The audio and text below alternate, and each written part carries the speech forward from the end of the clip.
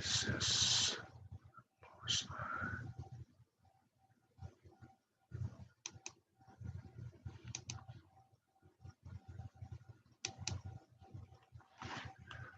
Where is it?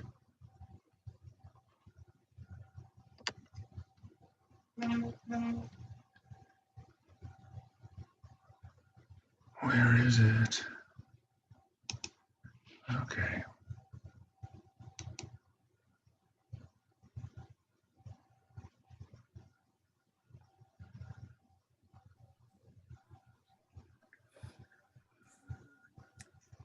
Good Hi. evening. How are you? Good. How are you? Good. Good. I'm not going to be able to stay that long, but I thought I would get on here. Okay. Okay. Well, I appreciate that. I appreciate that. Yeah. Yeah. I went up to the program last Friday. Did you? I saw it. Well, you were there you had a speaking part. You talking about that? Yeah, I had, Yeah. Yeah. I saw that. Yeah. yeah. It's on YouTube. Sure. Yeah. She sent Yeah. that out today too. Okay. Okay. Hey, Marshall. Hey, how y'all doing? Hey, Marshall. Hi. I think some of these folks are on flex time.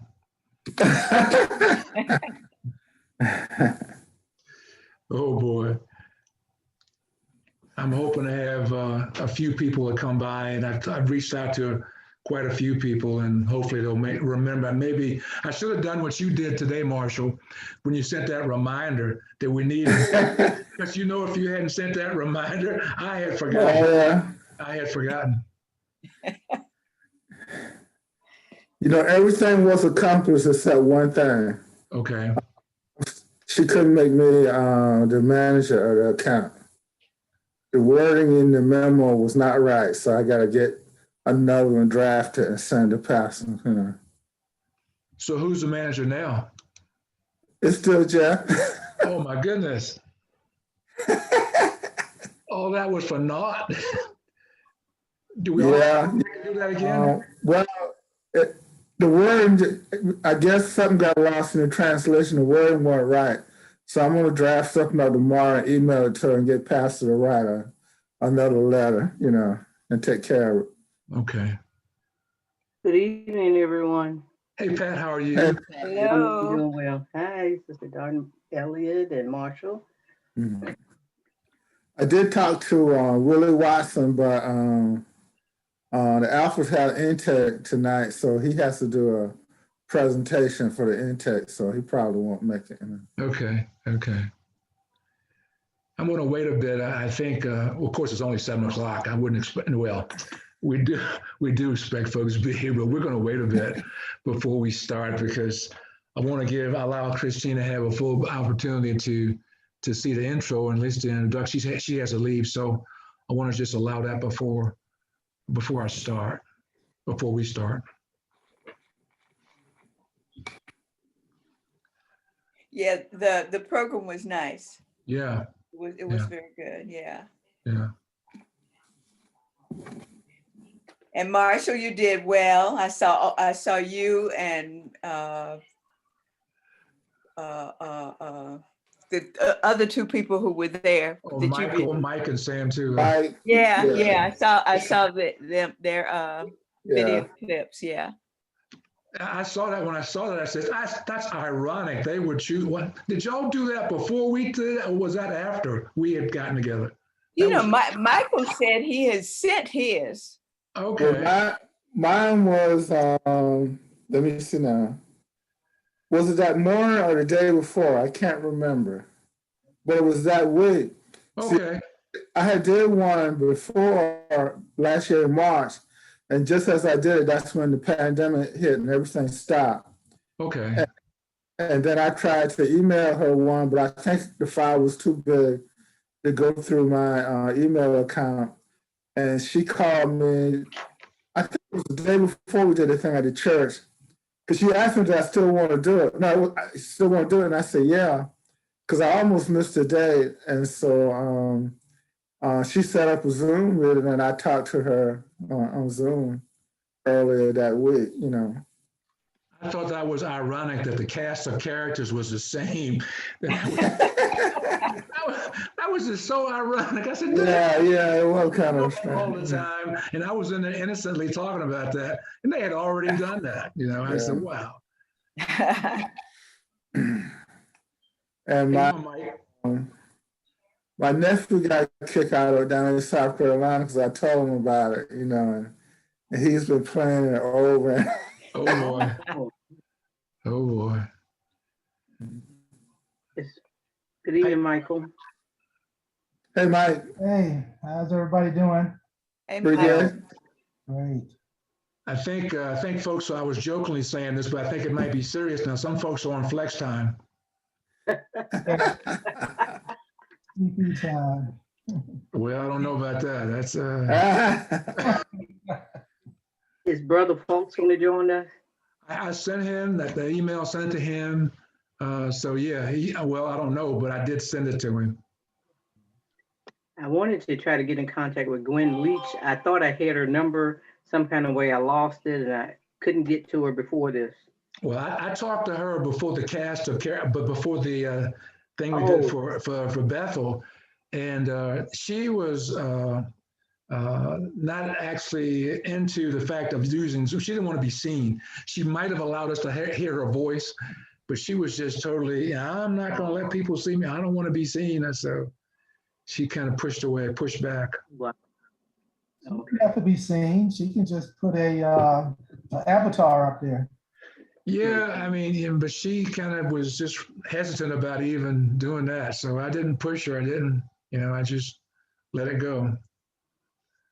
Why are we recording this? Say again? Why are we recording this? Because I record everything I do on Zoom. It's history. It's history. I don't take notes.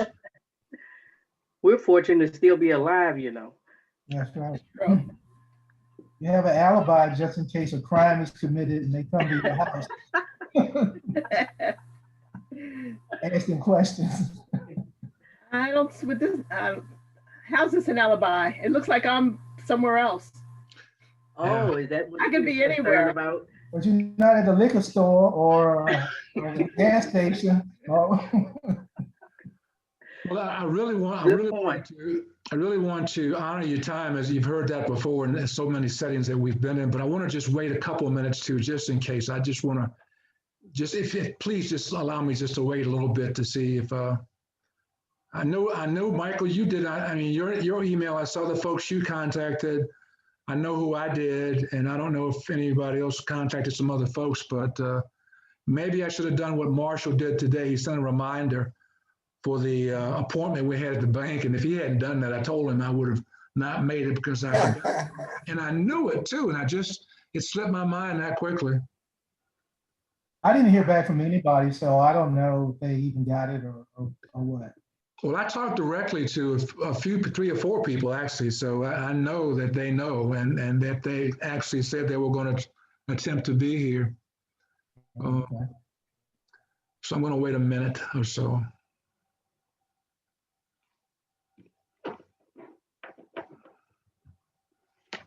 How are you feeling, Brother Elliot? Have you had any more bad reactions or anything? No, I mean, I talked about it after I told whoever about the initial feelings of Wooziness? wooziness and the pain in the arm, then the chills that happened, then some sweats, and then on a day and a half. You see, this was on Saturday, Sunday, Monday evening. It's as if a light switch went off. The pain went away. I didn't have any more sensation in my arm. As soon as I didn't finish that, I didn't feel that. Everything else went away. It was like a light switch. It was just that, like, bam, it's gone. Not like kind of sore, gone away. It was like totally gone. And everything was over. And so that's kind of strange. But Was this after a shot? after the second shot, Okay, well, I had reactions a little bit more than 24 hours, and my granddaughter had reactions about 24 hours. I felt a little woozy, but other than that, yeah. yeah, Gwen. At the same time period, yeah. Yeah, I just felt kind of tired, and I remember one day You know how when you exercise, you hadn't exercised a long time, your muscles get sore. I felt like that all over, you know, and then it passed. And I had a mild headache for a couple of days, you know. Oh, So, but I think I'm past most of it now. I was tired. I'm tired. I just didn't really feel like doing anything. Okay. Okay. Well, I want to again honor your time. And Christine, I know you said you had to go, and I don't want you just to sit here waiting. This again, and so most what I was going to do as far as, you know, starting the evening or starting this off was just to sort of go around the room or go around the screen and sort of intro each other. But everybody here, I think, know, well, I don't know, Pat and you and Christine. You know, Christine, you know Pat Redwood? Pat Redwood is right there, Patricia Redwood. think back when I was younger, Okay. without this hair. Okay, and put in mind personnel and logistics. Because it was only like 1 or 2 blacks even in that area. You probably remember her more from personnel. Personnel, Well, their sheets, John, you know, that group. okay. Well, yeah, I know Patricia. Okay.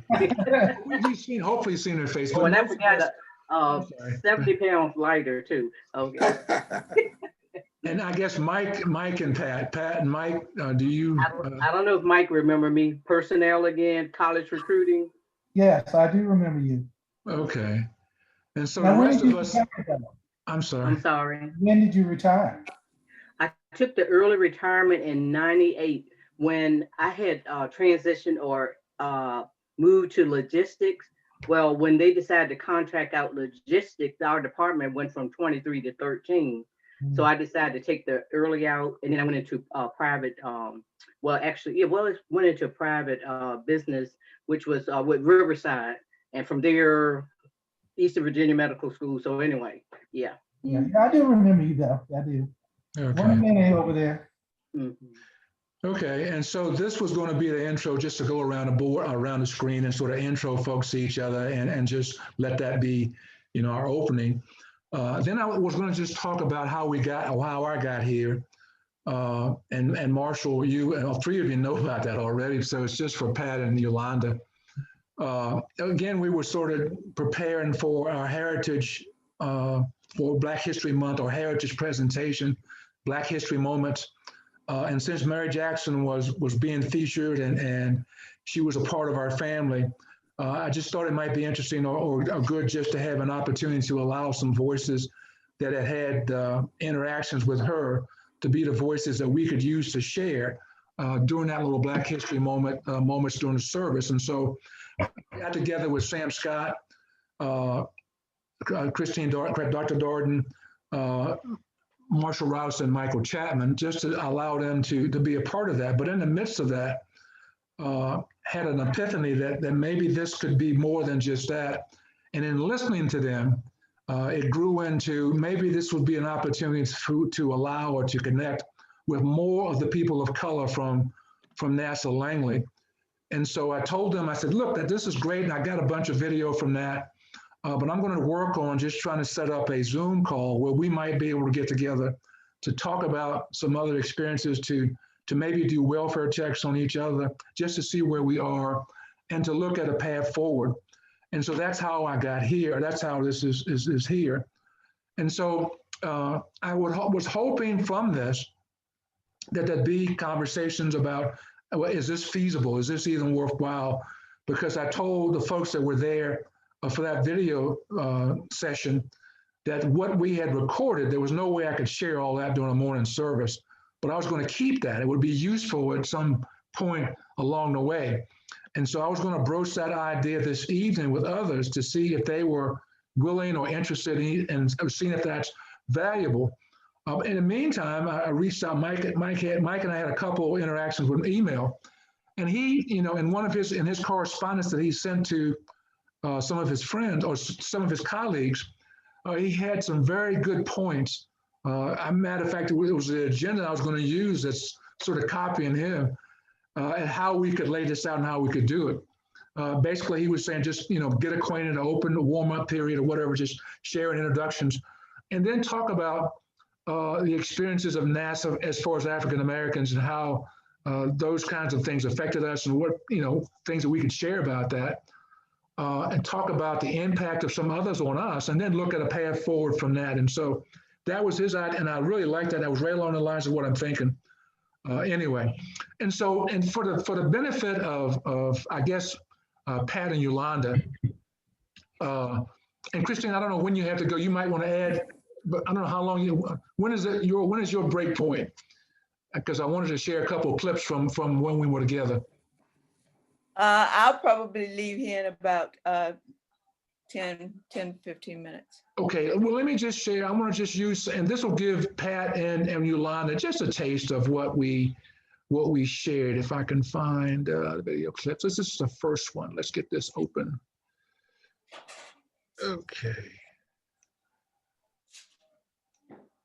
I did see what you posted to, I think it was Facebook or YouTube, but you posted it to one of them or both. Okay. Let's get here. Share, sound, this thing. Uh-oh.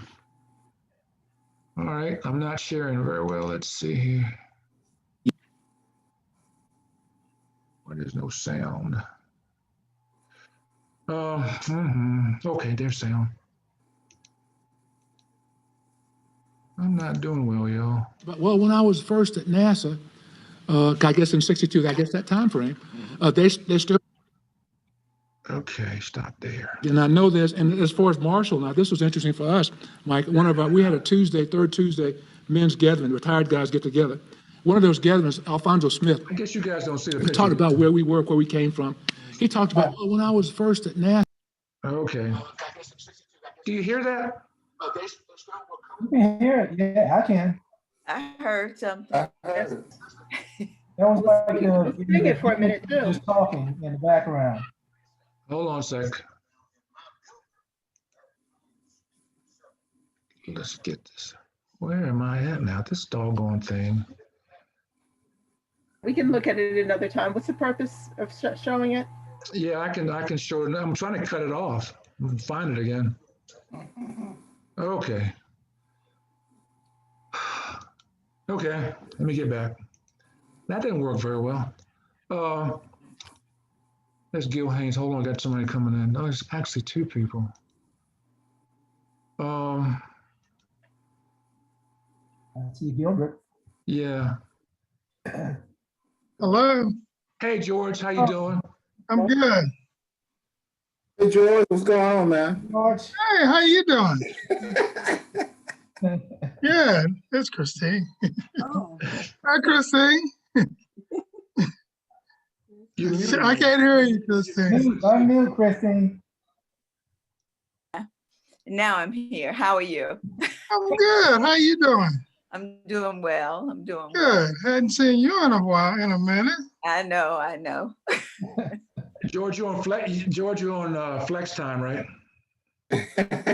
Flex time. We joked about that. It was 7 o'clock coming, but let me see, you got to get the core of the meeting. So I guess you've been away so long, you've forgotten what flex time is.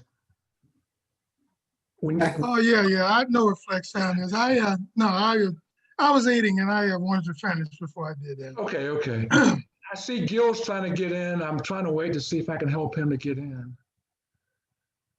He's here. Okay. I just want to give a shout out to some of the other ones if I can. Mike, how you doing? Hey, I'm good, man. It's been, I think that's last time I saw you.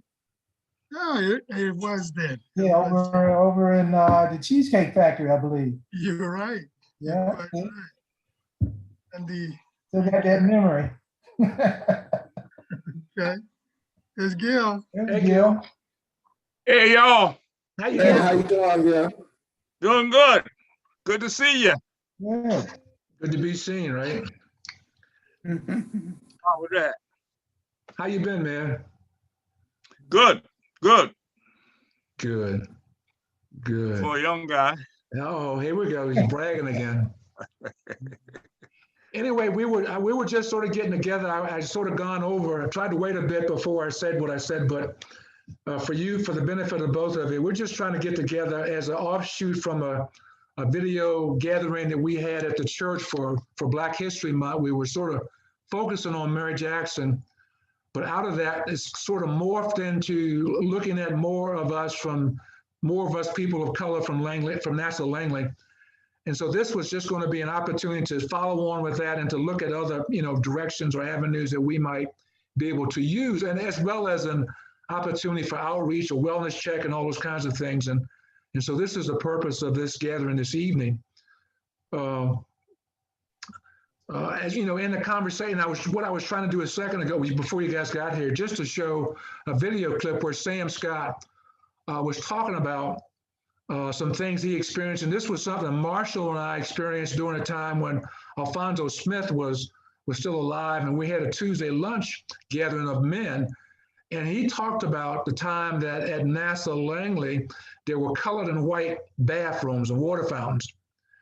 And so when Alfonso said that, it was like, man, I'm not there, when, and so it was sort of odd. But Sam Scott and Mike too talked about it a little bit, but Sam talked about having seen that, and Mike talked about, and I'll let Mike talk about it. You can talk about it yourself, Mike. I don't have to talk for you. No, I was just saying they kept a lot of the old drawing files in the basement of 1230.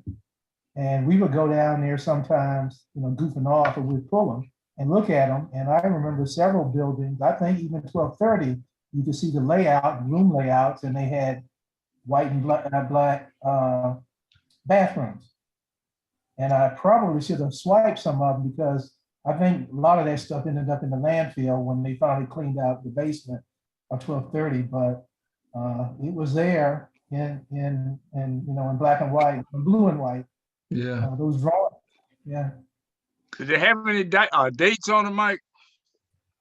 Probably. I don't remember, but Okay. I mean, they were the official drawings plainly. Yeah, because I never saw black and white bathrooms. I guess I got there too late. Well, no, that was during your time, Gil, because you were in 1962, right? Was it 62? That's right. That's right. And so Sam and Alfonso Smith, that was their vintage too. That was 1962 that's talking about that. Yeah, I know, but I never saw any. Okay. Sorry. I heard Ms. Jackson talk about it on the east side. East side. Yeah, and when I first got here, I think the second year, my roommate, who was a graduate at A&T, he was in the Air Force, and he was in the, I guess, the civil engineering part of it.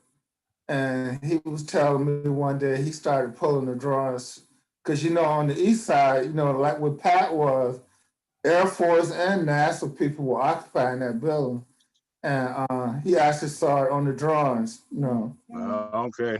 those buildings, Yeah. That probably goes back, maybe, I don't know, at least back in the early 60s or something like that, And at one point, The the drawings, if you cafeteria, dug deep enough and got to the drawings, Marshall, at one point, the cafeteria in the east area, blacks ate in the kitchen and the whites ate on the outside. I don't know if you all are aware of that. So I don't know what year it integrated. Wow. No, I didn't know anything about any of that. Me either. Yeah. Some of the older persons told me about it. Mary, and she said she couldn't eat in the cafeteria at all. She had to get up to go. She had to go one. Right, or in the cafe, right, Wow. where they prepared the food, Well, Interesting. That's interesting. It really is. So Gil, talk about, since I haven't had a chance to listen to or to hear from you about your experience when you first came in. Tell us something about your experience when you first came to Langley, Nassau Langley. Wasn't much. I came in the day that John Glenn did his first flight. And so I spent that day, the second half of that day, listening to that flight, listening to, what was going on with that. I went into I guess, IRD. Is that what 1230 was? Yeah. And And I joined a branch there. A guy named Nelson was the branch head. My section head, not my section head, but the guy that they assigned me to was Patterson. And they gave me a very, well, interesting job. I had to, the first thing I had to do was to calculate or be able to estimate the output of solar cells in space. You know, the sun's spectrum is we don't see that down here on Earth. You know, the parts of it that we don't get, especially in the ultraviolet and the blue. So they gave me a monochromator and some solar cells, and I went to work. And I did work with all of the small spacecraft power systems, like the solar cells, like thermoelectric generators, and cadmium sulfide cells, stuff like that. And I did that for until 1972. That was almost 10 years. And they put me. They were going to do what they call a dual identity satellite, small satellite, to go up and measure the particles in the atmosphere. And so I became the power systems engineer on that. And we went out we were going to put it in the polar orbit. So near Christmas of 1975, we took it over to California, Lompoc, and we managed to launch it, but it wound up in the ocean down on the north end of Antarctica. So that wasn't very successful. So you know, when I got back home, they made me the section head of that section, and I stayed there for a while, and then they sent me over to the hangar to follow Jack Zients. I don't know if you guys remember him or not. I do, yeah. Yeah, and I became section head over there. And sitting in that office, I lost all my technical capability. I just became a signer of papers, and I went to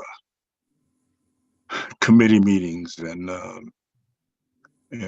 followed the airplane around with the guys, you know, when we flew from one place to another. Yeah. Now with Murray Jackson and the you know, Chris and Catherine and some of the other ladies, you know, we started this student symposium. I hesitated about joining MTA. They offered me the opportunity, I think in '74. But it wasn't until '78, and I think his name in a minute was the president, and they had a conference at Langley, and I joined in '78, and Jim Harris and sorry, getting old, names are going, but they gave me a task. They asked me to prepare to do a student symposium for Black kids because they didn't have many places to present their work. Back then, you had the academies of sciences. All the states had academies of sciences, and not many Black kids went to that. So we started. We went to the then Equal Opportunity Office, a white guy named Andy somebody, and he jumped on it with me, and we got funding, and we hired Murray Jackson's daughter to work it with us, and she actually did a lot of the legwork, you know, looking up the universities and communicating with them and that kind of thing. So by 1980, we were ready to do the first one, and we did it. And we were looking for 250 students. I think we got about 160 or something. And all of the ladies and all of the, you know, several of the engineers that were around that time participated in that. And the EEO officer for NASA headquarters, what's her name, Harry Jenkins, maybe, came down, and they were just very pleased. And from then on, there's been a student symposium. And Murray was she was very active in that, like was Chris and Catherine and some of the others. So that mainly was, you know, my involvement with Murray and the other ladies, and Murray, of course, was the first Black professional I met when I came to Langley, as most of us, I guess. So so Gil, And she was. what about your interaction? What about your if you look back as being a Black person, as your interaction as being, I understand the professional part, but as a Black man, how were you? Okay. How were you, respected or disrespected, or how were your interactions? Well, actually, I was surprised. When I first went there, they put me, they were hiring people like crazy, and they didn't have offices for all of them. So they put me in a room with 6 other white guys. And every one of them was friendly. The only problem with them was they all smoked. And from the desktop up, that the air was all smoke, and the ashtrays were a foot in diameter, and that bothered me. But everybody in the branch that I was in, at least the professionals, not the technicians, they were all white. They didn't act ugly. They just didn't act at all, as far as I was concerned, except when I needed them to do some work. But it was everything was cordial from my point of view, and I was just accepted as one of the engineers, So was NASA then, Gil, was considered to be a prestigious job then when you did that in 62 and 60s or late 70s, or was it the prestigious or special to be working at NASA? Yeah, it was. It was very prestigious. They back then, and I guess they did that for everybody. They would put your picture in your hometown newspaper, and all of the people I ever knew in Norfolk, Virginia, saw that picture, and they all considered it to be quite something. And of course, the other thing is, there were 2 other people from my high school and around my class time.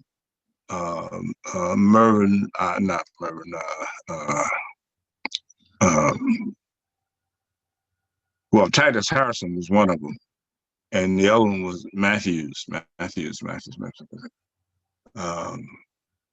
Gramps, we called them. Yeah, they were. Gramps went to Virginia Tech. He was one of the first to go to Virginia Tech, along with Pretlow. You remember Pretlow? Pedro. Yes. Yeah, Pedro, and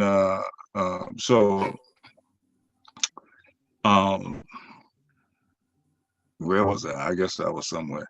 But anyway, all the way through the 32 years, I didn't run into abject, racism or anything like that. Okay. Well, it's I thank you, Gil, for sharing that. I didn't know certainly any of that, and I don't know if any of the other folks knew any of that. But I want to just allow Christine. She has to leave, and before you leave, just share a bit about. And I've heard some of your story when you came over to visit with us, but share again, coming into the computational section, or as one of the computers. And just share that intro and how you came into NASA. Well, I was hired as a human computer. I didn't know that, of course, until I got here, and they told me to go from the east side to the west side, and I thought I was lost before I got over there, but I found it, and I was in the reentry physics branch, and of course, the engineers there were working on the reentry of the capsule off the Apollo, and the speed, how fast it could come in, and at what angle it had to come in. So I worked there for a number of years, and then I found out that several of the engineers there had math degrees, not engineering degrees, and that was when I started saying, well, I want to go to the engineering area, and I was told no by the first level supervisor. But then when I went to John Becker and asked him about why male and females were going to such different jobs with such different experiences, he says, nobody's ever asked that question before. And I says, well, I'm asking it now. So 2 weeks later, he promoted me. I'd been there 5 years, and then I got transferred to engineering and spent the next 25 years working on supersonic aerodynamics and sonic booms. Okay. Yeah, I mean, that's interesting. I think one of the things that was interesting about our interactions and when we talked in the church is Mike. I see now you're in the spotlight, but Mike Chapman talked about his experience, and since Christine just started, Mike told us about where he lived as a kid. Tell it again, Mike. Well, when my parents first came back to Virginia, my dad retired from Navy, and we came back to Virginia, which was my mother's home. And one of the first places we lived was in Portsmouth, and we lived in an area called Cavalier Manor, which was probably, I think at the time, it said Cavalier Manor was the largest area of Black homeowners anywhere in the country at the time. But there was one little section in there called Bonnevilla, which was more of I don't know, Chris, what do you call them? I guess they were apartments, but they were sort of low rent, maybe. Well, I don't know. I never even bothered to think about that. Well, okay. So anyway, I think they probably were low cost, but it was very nice. I mean, cinder block homes in a row, and a lot of people that lived there, they were teachers and shipyard workers and things like that. But to speed it up, long story short, my next door neighbor was Chris. Darn, I was a little kid then, maybe I was in the 3rd grade, 4th grade. And you were that young. Huh? You were that young. And that lady next door, they said, we're from NASA, but I really didn't know that until years later when I started, went off to school and all that stuff and came back to NASA. And then that's where the connection was made that you were that lady that lived next door. And I didn't know that. And of course, your good friend, Margaret Urquhart, was on the other side. And there were several, people that of pretty high prominence that all lived in that place called Bonnevilla. So that was just a coincidence. Yeah, well, a lot of us taught at Norcom. We taught at Norcom first before I came to NASA. Okay, all right, that's how it happened. And that's interesting. I thought that was interesting that y'all had that kind of connection when you shared that with us when we were together. That was interesting. And so there's so many stories. I want to just allow. I'm not calling you, but just our senior members. Gil and Christine and those who have been here for a long time, just an opportunity to share a bit before Christine had to leave. And Christine, I again appreciate you when you told me you were coming. You said there was another Bible study that was going on that you were, supposed to be in, but you were going to I said I was going to miss it, but then I said I should at least show my face there because I've been missing that one too. Yeah, so I thank you for coming. And I guess what we'll do before we close this evening, the rest of us that are here, we'll talk about maybe some other way to do this again, where we can get more people together, maybe a different time, a different day that's more convenient or congenial. because a lot of people just every day's got something in it, but I mean, maybe there's one that might work better. If you had to recommend a day before you go, what day might work better for you? Actually, Thursday night is not good now. It used to be a very good night, but maybe even Monday nights or something like that is okay now. Okay, we'll talk about that. We'll consider that when we talk about it later. But thank you again for coming and sharing with us.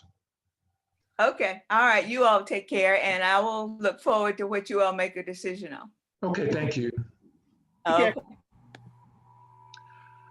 I think one of the other things that George, I don't know if you're one of the new guys. Well, not the new guys, but what's interesting about George? Well, this was good. George, I have a lot of memories. You know, we've done a lot of things together, basketball, all the things we did. We played all the things that we've done. But the one that really sticks out in my mind right now is when I got my 30-year pin. When I got my 30-year pin at that same ceremony, George was getting his 35-year pin. I said, doggone, man, what the world? It was just ironic, but I never forgot that moment. Right. I didn't picture that. But, you know, George, let's talk about you. Well, I don't know. Gil, let me just ask Gil a question real quick. Gil, okay. do you remember you and I riding together? Yeah.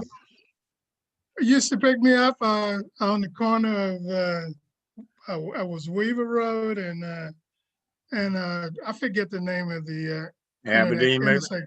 Yeah, it was in Aberdeen. And we used to ride together. I never could figure out why we were doing that. I had 2 cars, but I don't know why. But anyway, and maybe one of them wasn't working at that time. But yes, when I came out, I came out in 1967. And of course, I had been working, I had just gotten out of high school and I worked in the Postal Service for less than 2 years. And I always wanted to work at NASA. And when I was still in high school, I would go out there on weekends during the summer and try to, get a job as whatever. Just I wanted to do something out there at NASA. And there were contract jobs that they were hiring people, but they felt like I was too young to be hired. And they would only give jobs to, they would promise me a job, but they would give them to the older guys who tend to have had families. So I would do that, say, like maybe 3 to 4 or 5 years in a row, and I never got hired. And the irony of it all was when I decided once I graduated from high school, I was going to try to get into the apprentice school out there. And luckily, I made a high enough grade that I was able to do so. So I say all that to say that I never was able to get a job, which was working the grounds around NASA. Because that's what they pay pretty good money. And for a kid that was in high school, who needed certain necessities and all, that would have been ideal for me to have worked that in the summer. I never got a job. So when I finally did get hired by NASA to go to the apprentice school, I was sitting there one day and looking out at some of the guys who were working the lawns and stuff. And I thought to myself, I never could work outside the building, but I'm fortunate. I'm inside. And that was quite a revelation there. But at any rate, when I first started, it was a 4-year apprentice school. And of course, within 2 years, it changed over to a technical school. And they wanted us to, and they increased about when we made it 5 years.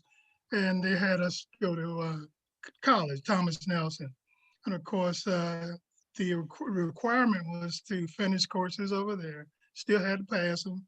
And of course, you still came to work and you went to school and you went to work and you went to school. And of course, within a certain period of time, I had accumulated quite a few credits. So I decided I would go back and get my associate degree from Thomas Nelson, which I did. And of course, I later attended ODU. And I was still in electronics, but my discipline was electronics. There's so many years, I'm not sure exactly how many, but there was an occasion where I was offered a job and my supervisor thought I shouldn't take that job because he had plans for me, but his time schedule wasn't with mine. It wasn't in sync with mine. He said, you're going to get a promotion, but this was a promotion they got to. But anyway, I took the job. And I went from basically electronics to almost what you call mechanical engineering. And essentially that was environmental testing, which I did most of my career when I worked for NASA. Essentially, it tests conditions of flight, liftoff, and as well as reentry. And they do the testing on instrumentation as well as flight, actually simulated models that are, go through the changes when you're lifting off. And of course, we did vibration, we did shock, and of course, we did hot and cold. That would be in the environmental part, or cryogenics part of it. And from that point on, the job just sort of took off. I went to I believe it was up in it was Gardner. Went to Gardner a lot. Did some testing there on some instrumentation that was on a spacecraft, on a satellite, right, rather. And from there, I went to Valley Forge. From there, I spent a lot of time out in California. And then, of course, I had the real big move. I had an occasion to go to Japan. Something like maybe almost a month in Japan, where we're on the Ceres project. I'm sure some of you have heard of that. It was clouds in the Earth radiant energy project. Anyway, we had that particular project on a satellite, and eventually it was eventually lift off to on a spacecraft out of Tanegashima, Japan, and that was quite an experience too. And over the years, I've had quite a few runs with guys for whatever reasons that that lend itself to race. And of course, I dealt with them mostly on my own. I was on occasion one time I was in school and somebody threw a spitball at me, and it was a bunch of white guys sitting on a row. And of course, I didn't know who it was, but I decided I wasn't gonna let them get away with it. So I went up to that row and accosted, well, I said accosted, I actually confronted him. And of course, one of them had a sort of, just a look on his face, I just knew that was him. So I threatened him, but I mean, it was a matter of me trying to at least let him know, you can't get away with this. And so no sooner than I had him, had that confrontation, I went back. And my instructor was down in front. He never even said anything. And of course, I wanted to head that particular situation off before he got back to Langley. That was when we were taking courses over at Thomas Nelson. I went back to inform one of the one of the supervisors about what had happened, so that once they got back to them, it wouldn't be a mixed story. In my efforts to try to explain to him what had happened and my side of it, he immediately took, a front with me. He said, you can't do this, you can't do that. Instead of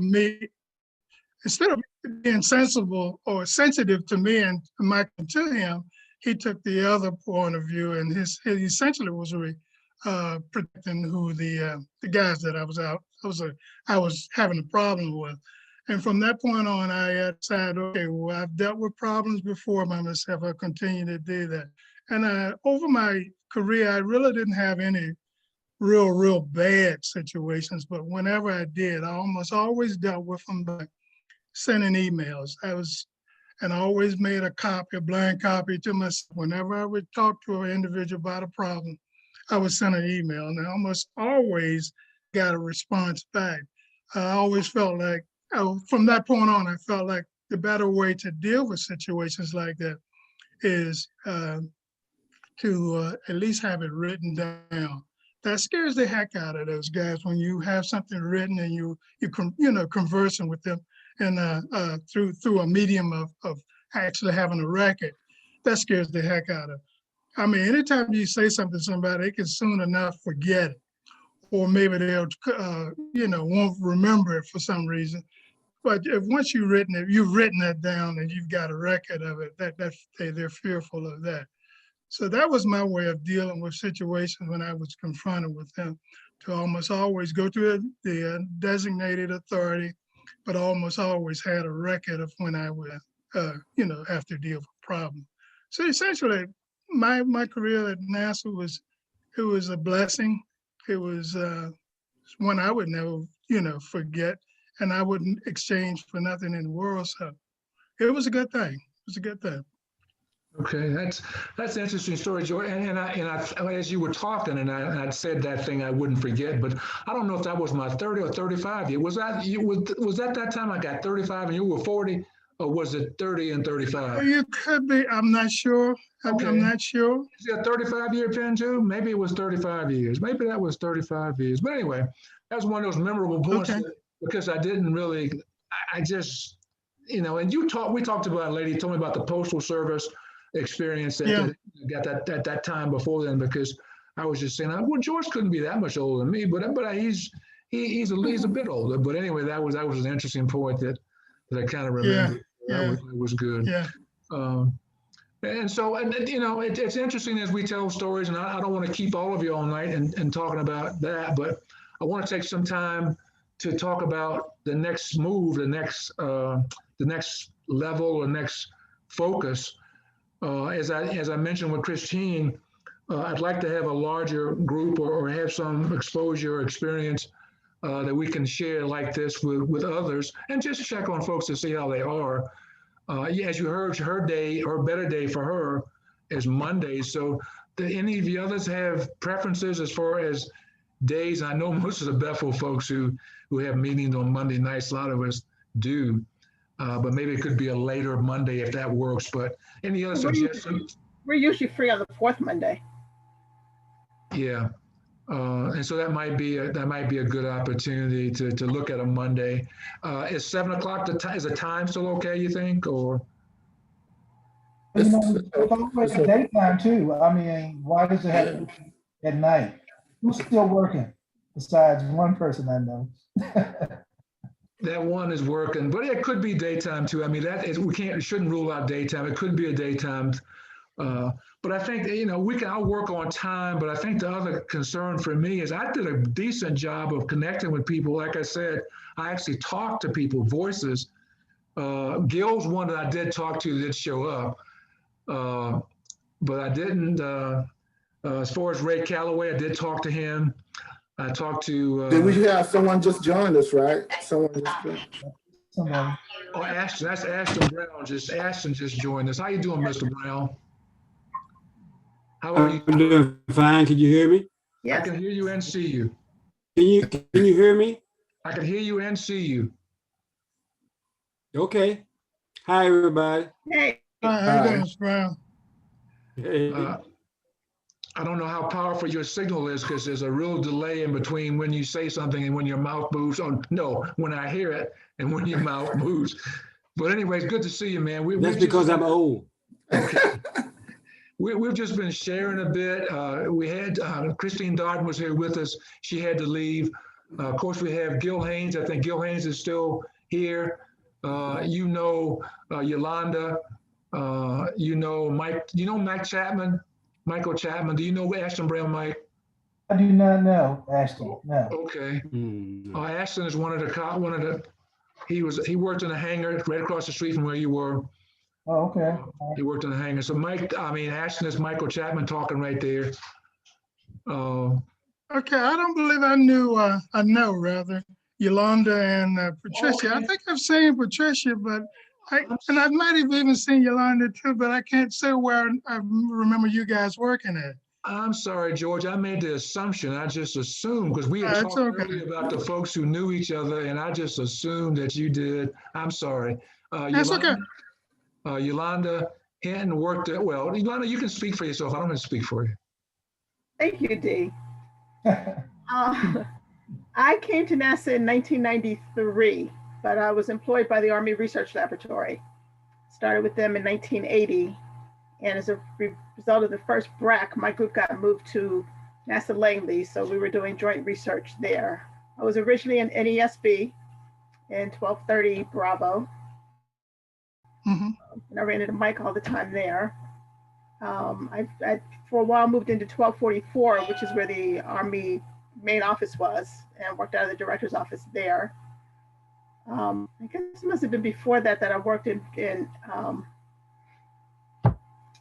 MEMB, 1205 for a while. I worked there for a few years also. Okay. Yeah.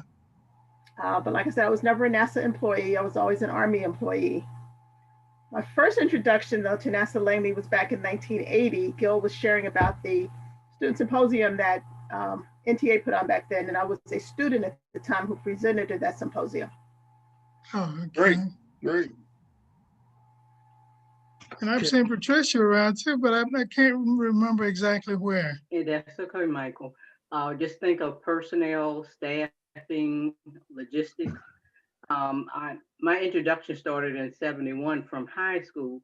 I was in personnel. Mhm. That's where you have John Cox, Thayer Sheet. Yeah. Okay, and I'm familiar with almost everyone because being in staffing or personnel, at some point I would have seen your record or had some interaction with you. So, I mean, I was there for 27 years. And before they had the buyout, well, during the time they had the buyout, I took the early buyout. At that point in time, I was in logistics. So I retired from logistics. I didn't quite have the age, but I had the years. So I am a NASA retiree. So, you know, it was coming from my perspective as a young person in high school. That's when I started from cooperative education program, and then had the opportunity to continue there as I took the citizen service test. So I was there for, you know, quite some time and had the opportunity to come across almost each one of you at some point or interact with each of you at some point. Okay. And please forgive my attire. I just like relaxing now that I'm retired. You're home. Thank You you. know, that's all that matters. You're home. My little office area. Now, Mike ain't at home though. Mike on the island. I'm on the island, and that's right. It's my favorite beverage. It looks like coffee, but it's not. I know.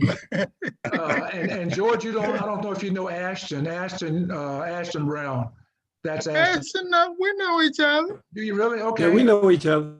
All right, good. Yeah, we know each other. Yeah. Yeah, Is there anybody else? that We doesn't know worked each the other? project. We worked the project together. we sure Okay. did. Okay. It was an aircraft. Yep.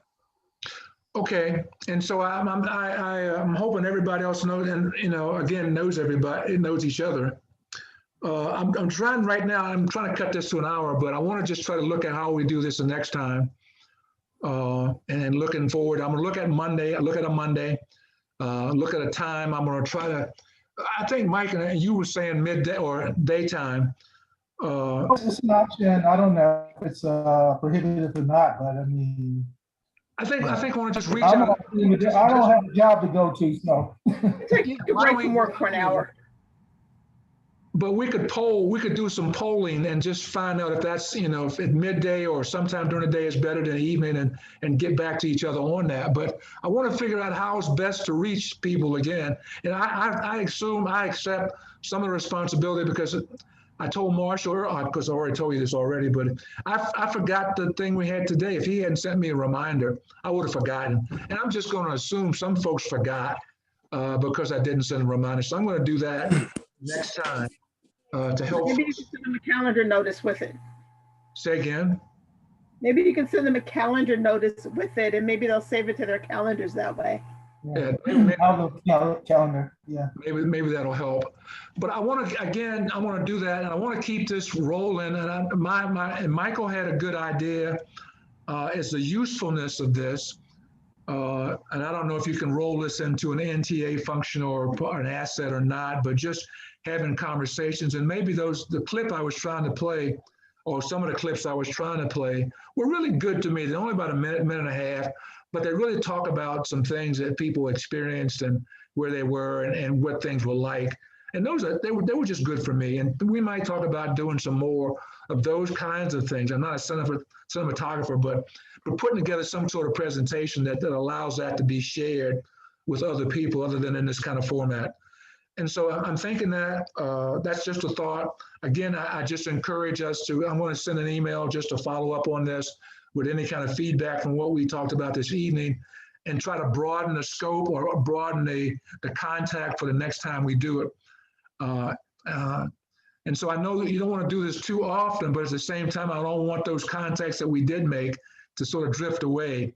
So what do you think would be a time frame to maybe try to do this again and maybe on a larger scale? Anybody?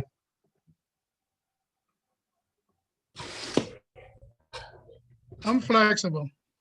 Okay. Yeah. I'm pretty much flexible. too. Mark, Go ahead. maybe let me suggest something. So we need to establish contact with people. And I'm not so sure how easy that's going to go. Each of us probably know one or two people, but perhaps maybe we should focus on putting together a collective list of contact information that we can use to for the next announcement to go out. Okay. And, Okay. and perhaps put a small agenda in there, or at least one or two items that we want people to come on Zoom with. Okay. Okay. I'll start For compiling that list. example, how'd you end up at mine? Okay. I'll start compiling that list of names and I'll share it, send it out to the folks that are here this evening. And you can just add to it and send it back, and we'll use that as kind of the base, mailing list and start from that. So that'll be my activity. I'll work on putting that list together, getting it distributed, using the ones I know now, and you can add yours, and we'll just, let that go around and see what it looks like. That sound like a winner? Yeah. Okay. Yeah. Okay. I'd just like to add something. I Okay. think, I've done Zooms before, and I think what's necessary to have one that's successful is that people that don't know people make sure that they're introduced prior or during their coming on. That way, when you see a face come on, at least you can, put some kind of a relevancy to it. So I think that's important that, everybody to some degree should introduce themselves, and Yeah. that should be part of the format, is what I'm saying. Yeah. That way you don't have a bunch of faces and you don't know who's who. Yeah, we did that during your flex time, George. When you were coming, we tried to wait. Okay. We tried to wait for you. I said that, but I was trying to wait until folks got here so we could do that. That was the first, and that's a good point, but that was the first order of business, just to go Okay, around. sorry about that. That's okay. Go around the screen and sort of introduce each other. So we'll do the same thing the next time we get together. But Like, that, you're gonna have people coming in late too, and they're gonna, that's gonna happen, yeah, That's gonna happen. So, yeah. We can We'll ask try to them to wait. identify themselves in the chat. say again, We can ask them to identify themselves in the chat if they come in late. in the chat. Yeah, that's true. That's true. Well, it's just that when you're talking, you're licking faces, you're having a clue who some of them are. It's Yeah, Yeah. you're right, George. And I would have done that even when you came in, but I made an assumption that you knew Yolanda and Pat, and that's why I didn't say anything about that. I just did that. That was I've my seen fault. you. I've seen Pat, but I can't say I've seen Yolanda, but I probably have. I just can't remember any instance. But Yeah. have you ever seen me, Yolanda? I don't think I've seen you. I don't think I saw you at work. You look familiar, but I don't think it's from work. Oh, okay. Probably CIAA or something like that. Yeah. it Oh, could be me, that. Or me, yeah. Yeah. yeah. Role play. Okay. Again, I'm going to just try to cut this to an hour. I don't want to keep it too long. It's one of these 1 hour meetings and gatherings. And so we're right there at that point. So if there's nothing else, anything else before we go? I have one question for Gil. Okay. Hey, Gil, you still there? I see you. Yeah. You mentioned that you became a section head the first time. Yeah. Were you still in IRD then? Is that where that happened? Right. It was flight instrumentation at that time. They had moved from 1230 to over, So, yeah. Mm-hmm. Okay. So they broke out of IRD and it became flight electronics or something. Yeah, right. I was just- FED, yeah. I was just trying to see if that was a noteworthy point. Perhaps you were the first Black section head in IRD? Yeah, I may have been the first section head with a complete group of people, diverse group of people. I don't know that for sure, but Michael, I'm glad you picked up on it. That's the very thing I heard when he said that Yeah. it wouldn't have been very many section heads at that point in That's time. right. yeah, 1979. 19 what, Gil? 75 was the first job like that. And then in 1980, I went over to the hangar. That's a Mike. Who was that was talking to? They talked about a black section, a section of black folks over that Gil Haynes was in charge of. I said they weren't all black. No. Somebody No. said, was that you, Mike? Was that No. who said that? Somebody said. That's why I heard, that's why I knew it at the time. They weren't all black, but he had enough over there that's like, okay. You said, yeah, it was you. It was Nowhere you. else is that happening in Langley. It ain't happening nowhere but over there.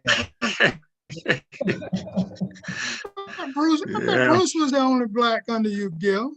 No. Oh, when I was in the hangar, Yeah. I had most of the blacks in NASA. I mean, I must have didn't know had. that.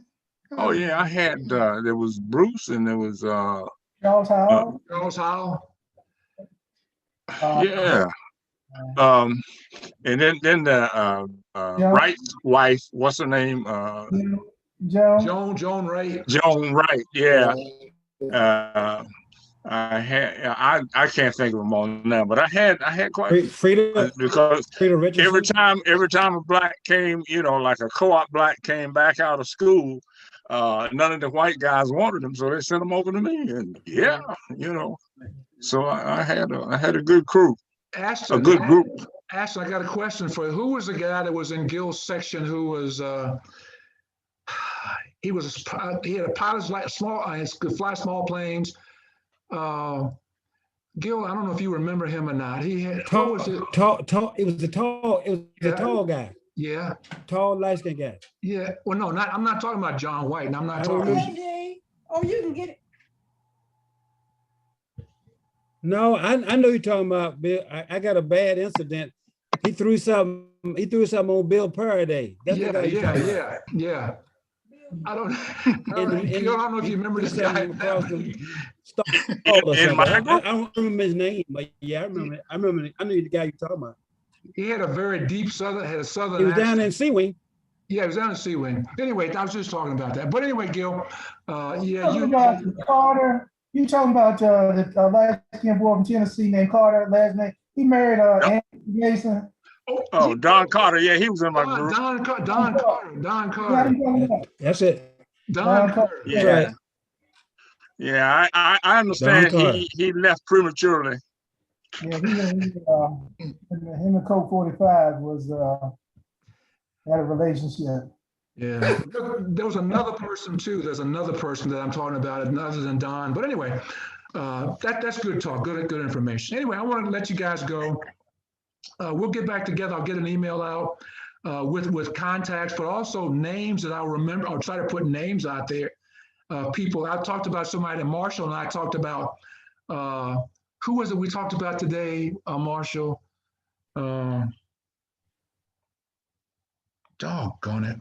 Nettie Falcon. No, the guy who was joined. He joined the church.